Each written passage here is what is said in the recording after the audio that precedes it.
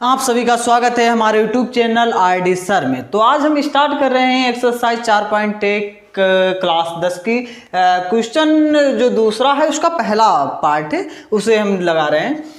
अब इसमें क्या है कि निम्न स्थितियों को द्विघात समीकरण के रूप में निरूपित कीजिए या करो। इसमें हमें क्या बताना है कि मालूम ये द्विघात समीकरण है या नहीं, जो अगले सवाल अभी तक हमने किए हैं उस हिसाब से हमको ये भी देखना है। तब हम इसमें देखेंगे पहले सवाल, एक आयताकार भूखंड का जो क्षेत्रफल है वो कितना है, 528 मीटर है। क्षेत्र की लंबाई चौड़ाई के दुगने से एक अधिक है। हमें भूखंड की लंबाई और चौड़ाई ज्ञात करनी है। तब सबसे पहले हम लिखेंगे, अब इसमें माना क्या माना कि जो भूखंड है, भूखंड की चौड़ाई कितनी है, भूखंड की चौड़ाई भूखंड की चौड़ाई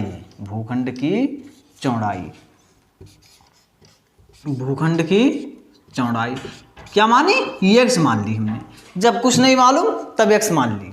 माना भूखंड की चौड़ाई x, भूखंड की लंबाई कितनी बताई है इन्होंने, भूखंड की लंबाई चौड़ाई के दुगने से एक अधिक है। अब मालूम चौड़ाई कितनी है हमारे पास एक, अब दोगुने अर्थात 2 से गुणा कर दो, किसमें, चौड़ाई में। अब एक अधिक है तो एक जोड़ दो, ये क्या हो गई, लंबाई, भूखंड की लंबाई बराबर 2x + 1।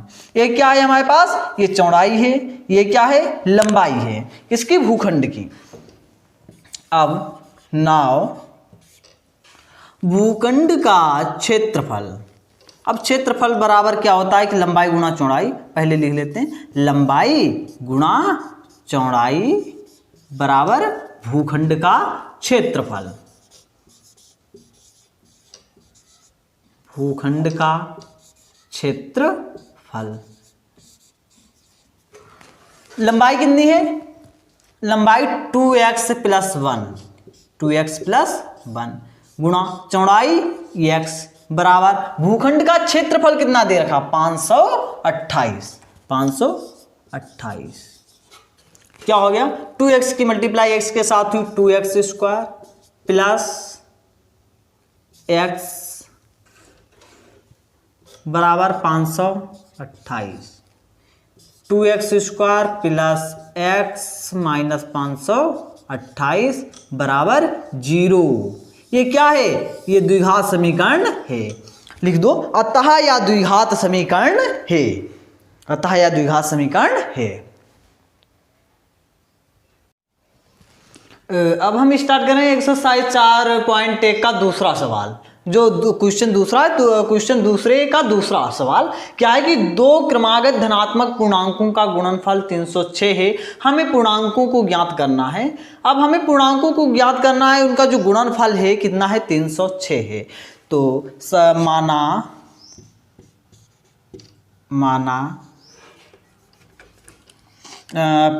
पहला क्रमागत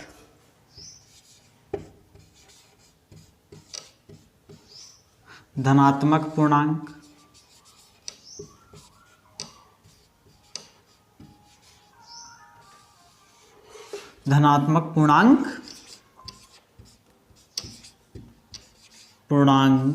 बराबर, हम पहले क्या मानेंगे, माना पहला क्रमागत धनात्मक पूर्णांक क्या मानेंगे, x मानेंगे, पहला x। तब दूसरा क्या होगा, दूसरा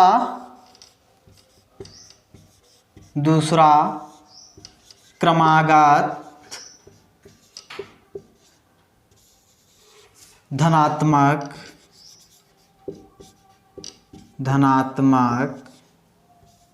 पूर्णांक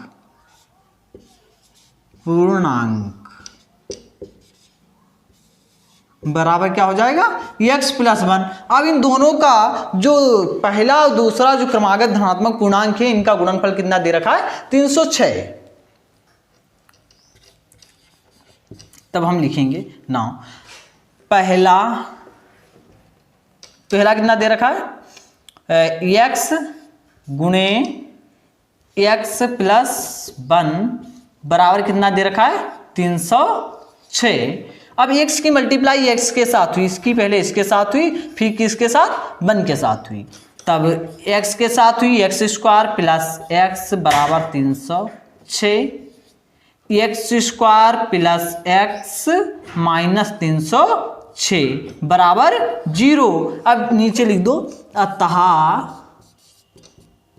यह द्विघात समीकरण है, द्विघात समीकरण है, समीकरण है। क्योंकि मालूम बे समीकरण जिनकी घात 2 हो द्विघात समीकरण कहलाते हैं। अब हम इस सवाल को आगे भी सोल्व कर सकते हैं, क्योंकि मालूम अलग अलग जो पूर्णांक दे रखे हैं पूर्णांकों को निकाल सकते हैं, लेकिन हमें क्या बताना है कि ये द्विघात समीकरण है या नहीं है, इसीलिए यहीं पर इसका आंसर हो जाएगा कि ये द्विघात समीकरण है। अब हम देख रहे हैं एक्सरसाइज 4.1 का जो दूसरा सवाल है, दूसरे का तीसरा है सवाल।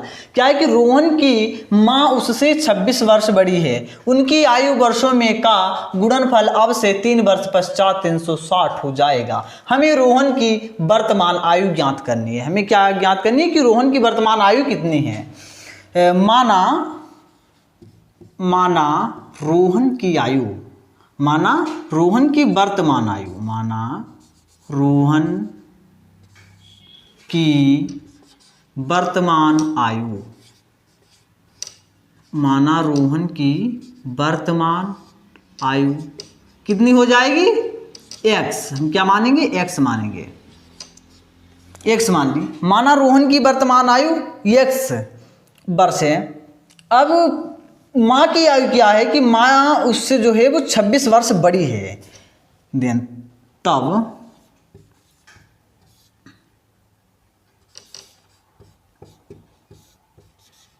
माँ की वर्तमान आयु, माँ की वर्तमान आयु क्या हो जाएगी x प्लस 26, क्योंकि मानो वो 26 वर्ष बड़ी है रोहन से। रोहन की जितनी भी आयु है उसमें क्या है 26 प्लस है। माँ की वर्तमान आयु x प्लस 26। अब क्या है कि उनकी आयु वर्षों में का गुणनफल अब से 3 वर्ष पश्चात। अब 3 वर्ष पश्चात अब हम ज्ञात करेंगे कि 3 वर्ष पश्चात,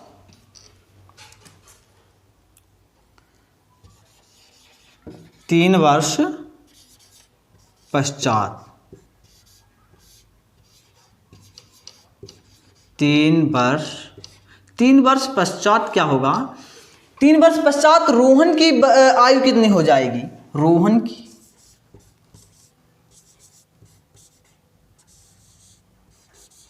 रोहन की आयु 3 वर्ष पश्चात रोहन की आयु क्या होगी x प्लस 3, उसमें 3 प्लस हो जाएगा, उसमें 3 प्लस हो जाएगा।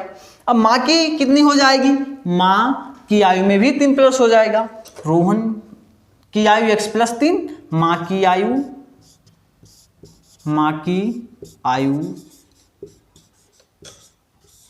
बराबर, माँ की आयु कितनी थी x प्लस 26, x प्लस 26। अब इसमें 3 प्लस हो जाएगा, तब माँ की वर्तमान आयु कितनी हो गई। माँ की वर्तमान आयु नहीं, माँ की वर्तमान नहीं, 3 वर्ष पश्चात आयु, 3 वर्ष पश्चात आयु कितनी हो गई x प्लस 26 और 3 29, x प्लस 29। 3 वर्ष पश्चात रोहन की आयु x प्लस 3, माँ की आयु 3 वर्ष पश्चात x प्लस।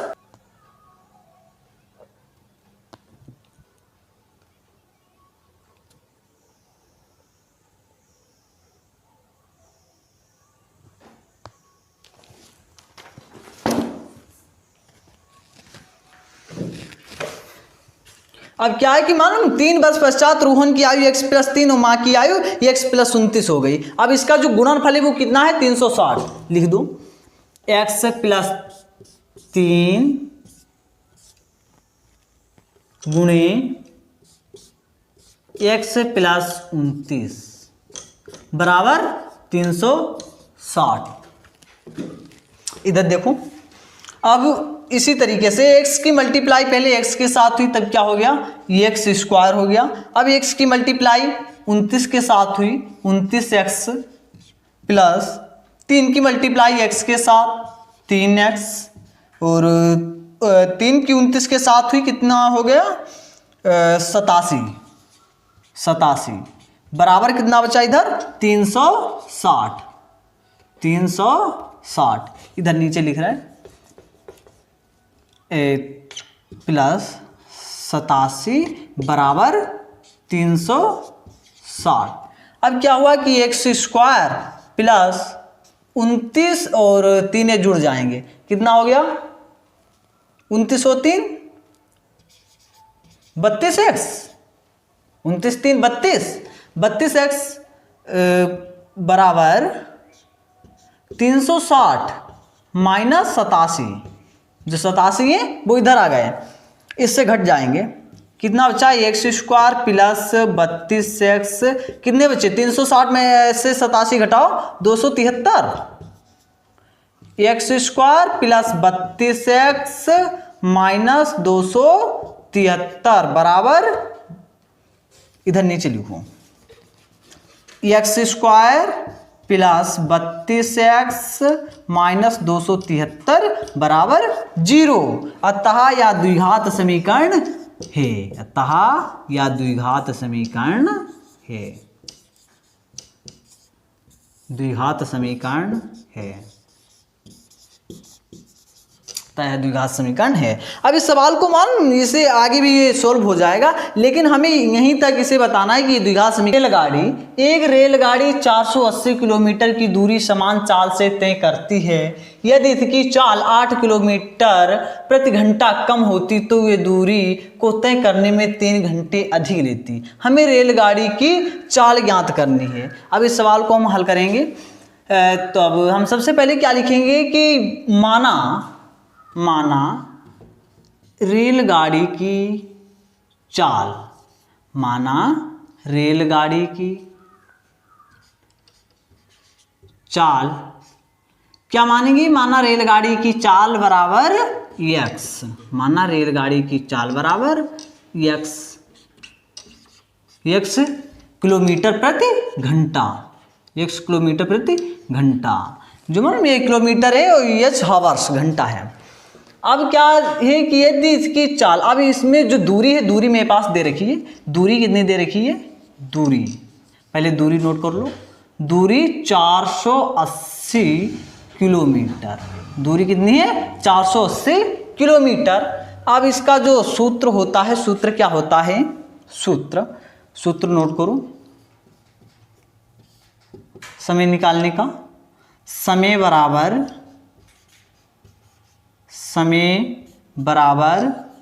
दूरी बटा समय बराबर चाल बटा दूरी, समय बराबर चाल बटा नहीं, समय बराबर दूरी बटा चाल, समय बराबर दूरी बटा चाल, समय बराबर दूरी बटा चाल। अब समय क्या है, समय तो अभी हमें निकालना है, समय तब लिखेंगे समय बराबर दूरी कितनी दे रखी है, दूरी कितनी है 480 और चाल x किलोमीटर। नाउ अब क्या करेंगे हम, अब इसमें क्या दे रखा है कि यदि इसकी चाल 8 किलोमीटर प्रति घंटा कम होती, यदि इसकी चाल 8 किलोमीटर प्रति घंटा कम होती, तब हमने कितनी मानी थी इसकी चाल, x किलोमीटर मानी। लिखना है यदि इसकी चाल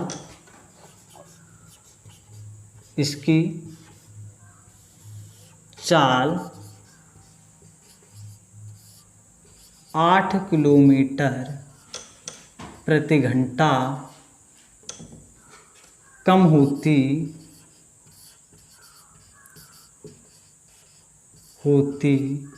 तो, यदि 8 किलोमीटर प्रति घंटा कम होती है तो क्या होगा कि तब इसकी चाल कितनी हो जाएगी, तब चाल बराबर x माइनस 8।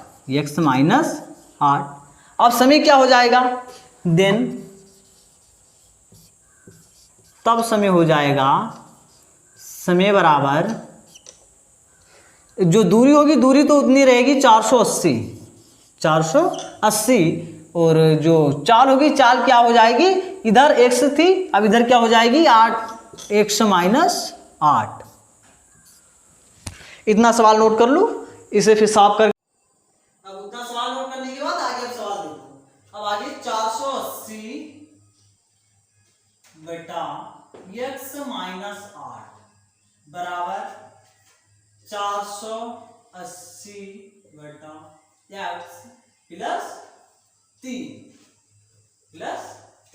3 घंटे जो अधिक समय ले रही है उसी के लिए लिखा गया कि प्लस 3 कर दिया। अब इधर ले आओ 480 बटा एक्स माइनस 8। अब ये वाले जो टर्म है इनको इधर ले आओ, 480 बटे एक्स बराबर क्या बचा, 3 बचा। अब इसकी मल्टीप्लाई इधर क्रॉस मल्टीप्लाई करा दो, इसकी एक्स की इधर होगी और इसकी इधर होगी। 480 एक्स की 480 के साथ हुई, तब 480 एक्स माइनस 480 एक्स माइनस 8 बटे एक्स माइनस 8 बराबर 3। 480 x minus 480 x minus 480 x, 480 की x के साथ मल्टीप्लाई पहले इसके साथ होगी, अब इसके साथ होगी। 480 की 8 के साथ जब मल्टीप्लाई होगी कितना हो जाएगा, 3840, 3840 माइनस माइनस प्लस 3840 बेटे x की x के साथ हुई x स्क्वायर माइनस 8x बराबर 3। 480x प्लस के माइनस के कैंसिल हो गए, क्या बचा 3840 बटे एक्स स्क्वायर माइनस 8x बराबर 3। अब इसको आगे इधर देखिए, 3840 बराबर 3। अब इसकी मल्टीप्लाई इधर हो जाएगी, तब क्या हो जाएगा एक्स स्क्वायर, पहले लिख लो इसे, एक्स स्क्वायर माइनस 8x, 3840 बराबर 3 एक्स स्क्वायर माइनस 3 की 8 के साथ मल्टीप्लाई होगी 24 हो जाएंगे, 24 एक्स। और इससे हटाओ पहले इधर, 3 से पहले 3840 को इधर काट दो, 3 से 3840 को काट दो, 3 एकम 3, 3 एकम 3 6 कितने बचे, 2 हो गए, 24 हो गए, 3 अट्ठे 24 0,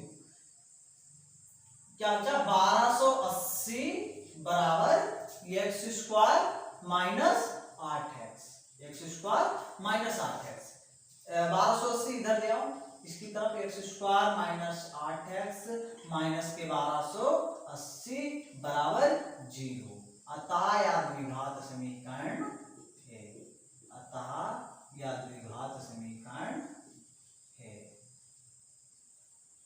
द्विघात समीकरण है।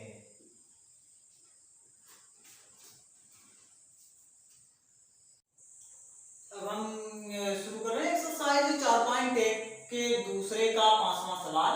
क्या है कि मैसूर और बेंगलोर के बीच 132 किलोमीटर यात्रा करने में एक एक्सप्रेस रेलगाड़ी सवारी गाड़ी से 1 घंटा कम समय लेती है यदि मध्य के स्टेशनों पर ठहरने का समय ध्यान में ना लिया जाए।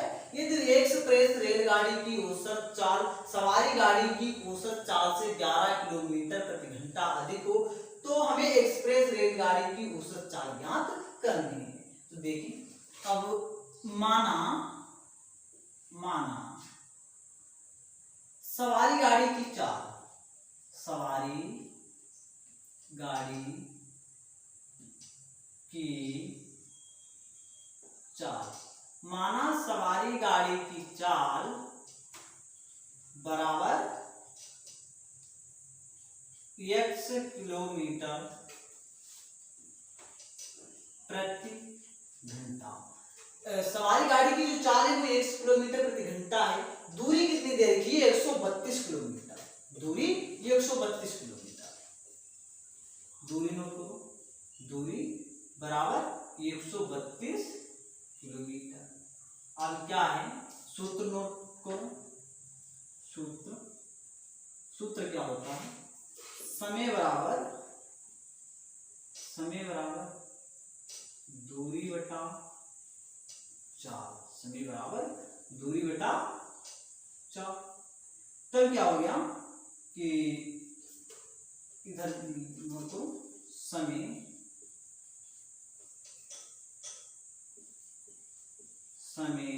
बराबर दूरी कितनी दे रखी है? 132। चाल कितनी है? x kilometre. अब समय क्या हो गया? 132 अपान x। अब क्या हमें देखना, पहले हमने सवारी गाड़ी के लिए निकाला, अब एक्सप्रेस रेलगाड़ी। ये एक्सप्रेस रेलगाड़ी क्या है कि एक्सप्रेस रेलगाड़ी जो है 11 किलोमीटर अधिक है, उसकी चाल 11 किलोमीटर अधिक है। एक्सप्रेस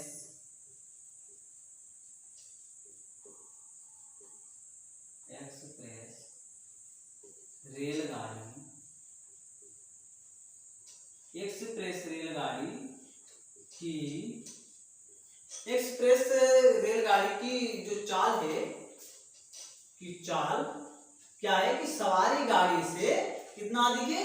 11 किलोमीटर प्रति घंटा। तो सवारी गाड़ी की क्या मानी थी हमने? x। अब इसमें 11 प्लस हो जाएगा, x प्लस 11 किलोमीटर प्रति आवर। दूरी कितनी रहेगी? दूरी 132 ही रहेगी, जो उसके लिए है सवारी गाड़ी के लिए, वही एक्सप्रेस रेलगाड़ी के लिए रहेगी।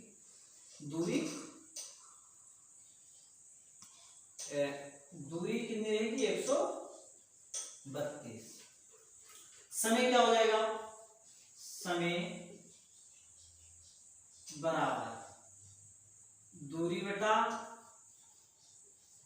चाल। दूरी बटा चाल। समय बराबर दूरी बटा चाल। इतना नोट करो, फिर आगे देखते हैं।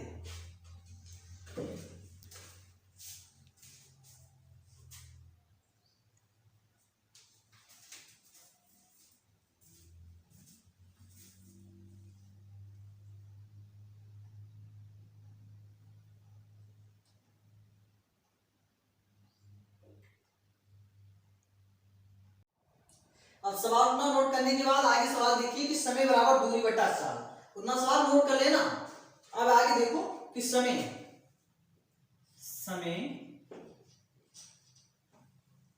बराबर दूरी कितनी थी? 132। दूरी 132 और जो चाल थी वो क्या थी? x plus 11। x plus 11। अब प्रश्नानुसार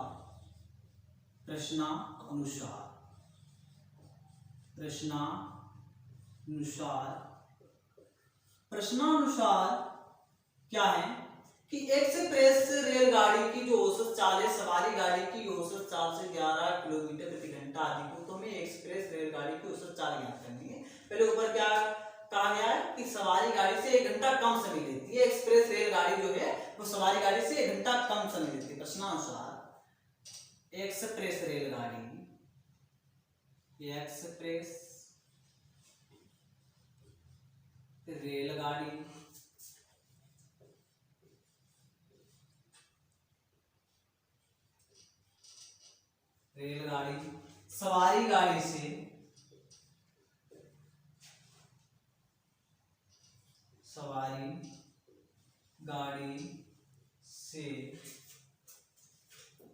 सवारी गाड़ी से 1 घंटा कम समय लेती है।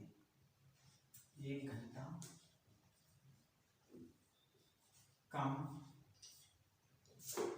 समय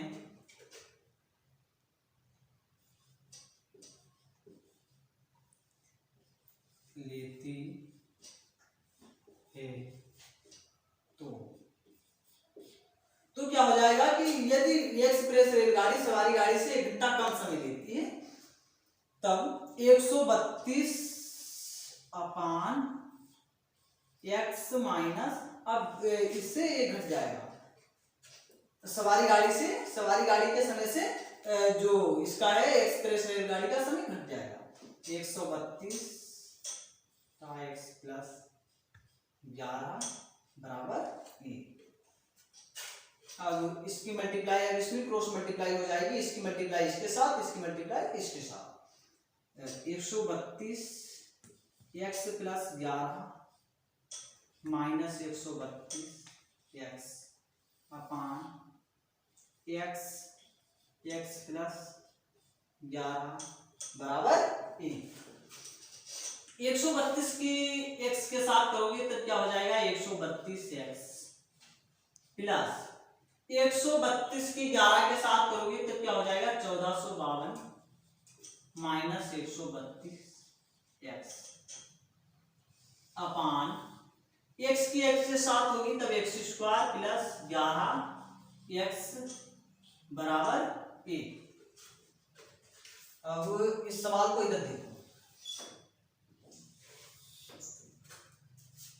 क्या हुआ कि 132x प्लस का 132x इस तरीके से काटू, 132x प्लस का 132x माइनस का कैंसिल हो गया, तब इधर क्या बचा 1452 अपान x प्लस 11x बराबर 1। 1452 बराबर इधर x स्क्वायर है, x स्क्वायर प्लस 11x, इसकी बन के साथ मल्टीप्लाई भी करेगी इतना। अब क्या हुआ, x square plus 11x minus 1452 बराबर 0। अतः यह द्विघात समीकरण है, यह द्विघात समीकरण है, अतः यह द्विघात समीकरण